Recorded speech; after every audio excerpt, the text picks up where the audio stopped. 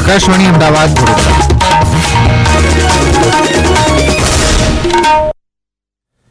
પ્રાદેશિક સમાચાર જયેશ વેગડા વાંચે છે.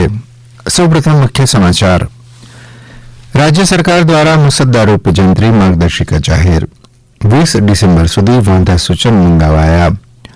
સોમનાથમાં આજથી 3 દિવસ ચિંતન શિબિરનો પ્રારંભ થશે. મુખ્યમંત્રી ભૂપેન્દ્ર પટેલ સહિત મંત્રીઓ, સચિવો, જિલ્લા કલેક્ટરો ભાગ લેશે. આરોગ્ય વિભાગ દ્વારા 2000થી વધુ જગ્યાઓ માટે ભરતીની જાહેરાત. ધારપુર મેડિકલ કોલેજ રેગિંગ કાંડના 7 આરોપી વિદ્યાર્થીઓની જામીન અરજી નામંજૂર કરાઈ. અને રાજ્યમાં કેટલાક સ્થળોએ ઠંડી વધી. નલિયામાં 14.1 તો કંડલા એરપોર્ટ પર 14.5 ડિગ્રી લઘુત્તમ તાપમાન નોંધાયું. સમાચાર વિગતવાર. રાજ્ય સરકારે રાજ્યમાં જમીન મિલકતોના ભાવ નક્કી કરતી નવી જંત્રીના દરો જાહેર કરવાની દિશામાં કામગીરી શરૂ કરી છે. આ માટે હાલમાં સરકારે નવી જંત્રીનો મુસદ્દો તૈયાર કર્યો છે. આ મુસદ્દારૂપ જંત્રી અને માર્ગદર્શિકા જાહેર જનતાના નિરીક્ષણ માટે gov.gujarat.gov.in વેબસાઇટ તથા સંબંધિત સ્ટેમ્પ ડ્યુટી નાયબ કલેક્ટરની કચેરી ખાતે ઉપલબ્ધ રહેશે. આ પોર્ટલ પર 30 દિવસમાં એટલે કે 20 ડિસેમ્બર 2024 સુધી ઓનલાઈન વાંધા સૂચન રજૂ કરી શકાશે. ત્યારબાદ કલેક્ટરો દ્વારા ચકાસણી અને યોગ્ય કક્ષાએથી અભિપ્રાયો લેવાયા બાદ નવા જંત્રીના દર જાહેર કરવામાં આવશે. હાલ નવી જંત્રી 15 એપ્રિલ 2023થી અમલમાં છે. સરકારની એક યાદીમાં જણાવવામાં આવ્યું છે કે મુખ્યમંત્રી ભૂપેન્દ્ર પટેલે જમીનના ભાવોનું સરળીકરણ અને તર્કસંગતીકરણ કરી વૈજ્ઞાનિક પદ્ધતિ અપનાવીને વાસ્તવિક ભાવો દર્શાવતી જંત્રી તૈયાર કરવાના દિશા નિર્દેશો આપ્યા હતા. રાજ્ય સરકારની 11મી ચિંતન શિબિર આજથી 3 દિવસ માટે પ્રસિદ્ધ તીર્થ ક્ષેત્ર સોમનાથ ખાતે યોજાશે. શિબિરમાં મુખ્યમંત્રી ભૂપેન્દ્ર પટેલ, મંત્રીઓ, જિલ્લા કલેક્ટરો, જિલ્લા વિકાસ અધિકારીઓ અને વિવિધ ખાતાના વડાઓ ભાગ લેશે.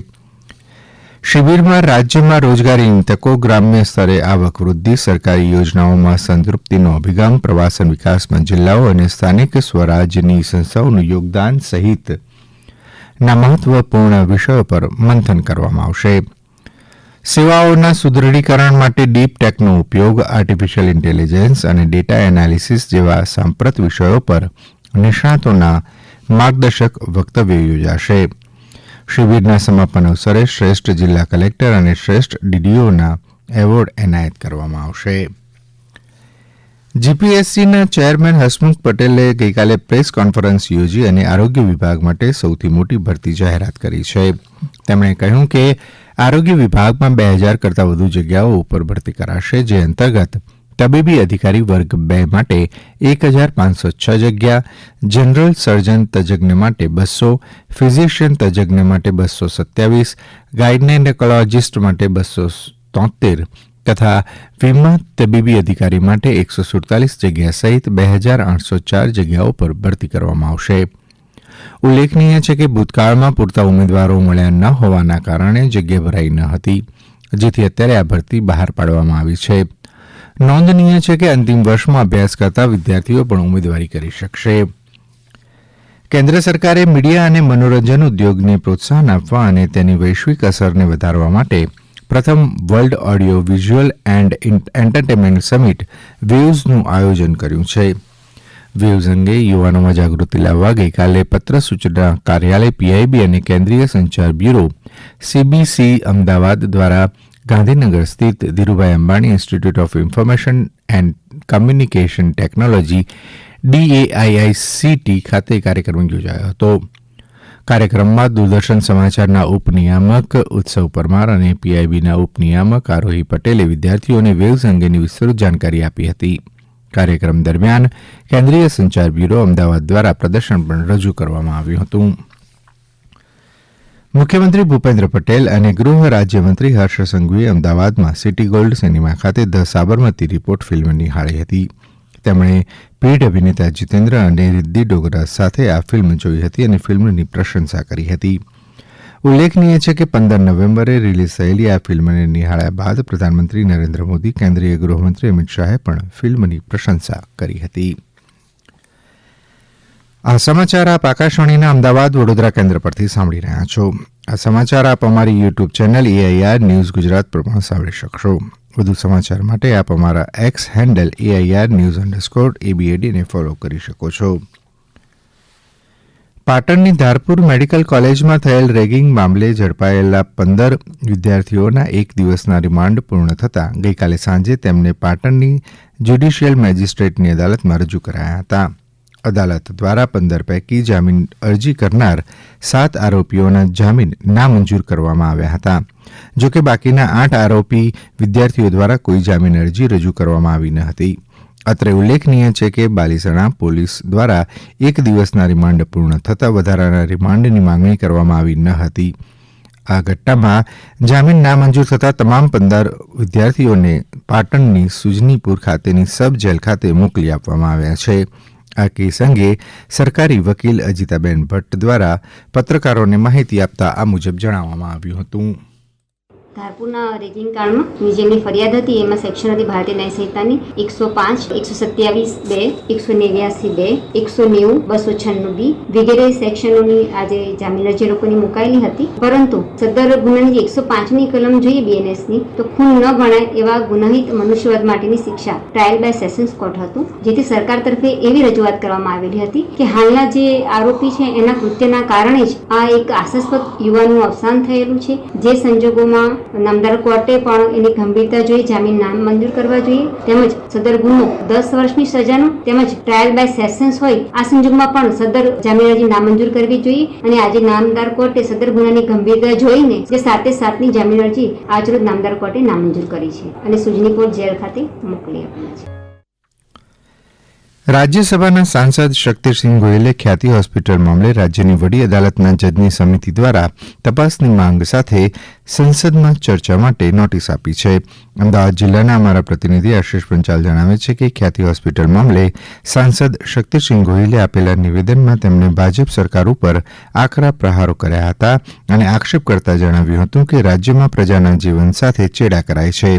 શ્રી ગોયલે આ મામલે સંસદમાં ચર્ચા કરીશું તેમ પણ જણાવ્યું હતું. અમદાવાદ સહિત રાજ્યભરમાં તાપમાનનો પારો ગગડતા આગામી દિવસોમાં ઠંડીની જમાવટ થવાની શક્યતા છે. ગઈકાલે કેટલાક શહેરોમાં તાપમાન 15 ડિગ્રીથી નીચે નોંધાયું હતું. નલિયામાં 14.1 ડિગ્રી, કંડલા એરપોર્ટ પર 14.5 ડિગ્રી તાપમાન નોંધાયું હતું. તો ડીસામાં 15.9, પોરબંદરમાં 15.8 અને રાજકોટમાં 16.4 ડિગ્રી, અમદાવાદમાં 19, સુરતમાં 21 ડિગ્રી સેલ્સિયસ તાપમાન નોંધાયું હતું. જોકે અનેક શહેરોમાં મહત્તમ તાપમાન 32 ડિગ્રી સેલ્સિયસથી વધુ નોંધાયું હતું. સૌથી વધુ 35 ડિગ્રી સેલ્સિયસ તાપમાન રાજકોટમાં હતું, જ્યારે ભુજ, વેરાવળ, સુરેન્દ્રનગર અને કંડલામાં 34 ડિગ્રી સેલ્સિયસ તાપમાન નોંધાયું હતું. અમદાવાદમાં મહત્તમ તાપમાન 31 ડિગ્રી સેલ્સિયસ રહ્યું હતું. હવામાન વિભાગે આગામી 7 દિવસ દરમિયાન હવામાન સૂકું રહેવાની આગાહી કરી છે. પાટણ જિલ્લામાં સરસ્વતી નદીના કિનારે આવેલા માતૃગયા તીર્થ સિદ્ધપુર ખાતે આગામી 24 અને 25 નવેમ્બરના રોજ રાત્રે 8 વાગે માતૃવંદના ઉત્સવની ઉજવણી કરવામાં આવશે. પાટણ જિલ્લાના અમારા પ્રતિનિધિ રમેશ સોલંકી જણાવે છે કે રાજ્યના રમતગમત, યુવા અને સાંસ્કૃતિક પ્રવૃત્તિઓ વિભાગ અને પાટણ જિલ્લા વહીવટીતંત્રના સંયુક્ત ઉપક્રમે સિદ્ધપુરમાં બિંદુ સરોવર ખાતે યોજાનારા 2 દિવસીય માતૃવંદના ઉત્સવ કાર્યક્રમમાં પ્રથમ દિવસે ફરીદા મીર અને બીજા દિવસે કિંજલ દવે સહિતના કલાકારો દ્વારા સાંસ્કૃતિક કાર્યક્રમ રજૂ કરવામાં આવશે. રાજ્યની ખેતી નિયામક કચેરી દ્વારા ખેડૂતોને તેમના પાકનું રક્ષણ મળે અને બજારમાં સારા ભાવ મળી શકે તેવા ઉદ્દેશથી જીરું, વરિયાળી, ધાણા, મેથી, અજમો અને સુવારના પાકમાં વાવણી પહેલા અને વાવણી સમયે રોગ અને જીવાતોના સંકલન વ્યવસ્થાપન માટે માર્ગદર્શિકા જાહેર કરવામાં આવી છે. માર્ગદર્શિકા મુજબ જીરાના પાકમાં કાળીઓ અથવા કાળી ચરમી રોગના નિયંત્રણ માટે એક જ ખેતરમાં સતત જીરુની વાવણી ન કરતા પાક ફેરબદલી કરવી હિતાવહ જણાવવામાં આવ્યું છે. આ ઉપરાંત રોગ જીવાત નિયંત્રણ માટે જરૂરિયાત મુજબ દવાઓ પણ જણાવવામાં આવી છે. વરિયાળીમાં મૂળનો કોહવારો અથવા થડનો સડો રોગના નિયંત્રણ માટે જરૂરી ફેર રોપણી કરતા પહેલા 40 ગ્રામ તાંબા યુક્ત દવાનું 10 લીટર પાણીમાં દ્રાવણ બનાવીને તેને અસરકારક બનાવવામાં જણાવવામાં આવ્યું છે.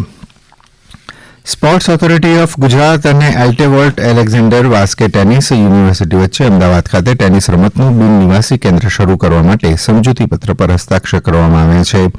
વિદેશી કોચ દ્વારા વિનામૂલ્યે તાલીમ આપવા 15 નવેમ્બરથી 6 ડિસેમ્બર સુધી અમદાવાદ ખાતે એલ્ટેવોલ્ટ એલેક્ઝાન્ડર વાસ્કે ટેનિસ યુનિવર્સિટી ખાતે 10 થી 14 વર્ષના ટેનિસ રમતના ખેલાડી ભાઈઓ બહેનોની પસંદગી કરવામાં આવશે. અંતમાં મુખ્ય સમાચાર ફરી એકવાર.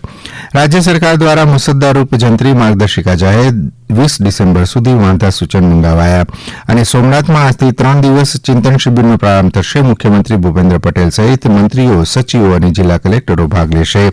આકાશવાણી અમદાવાદ વડોદરા કેન્દ્ર પરથી પ્રાદેશિક સમાચાર પૂરા થયા.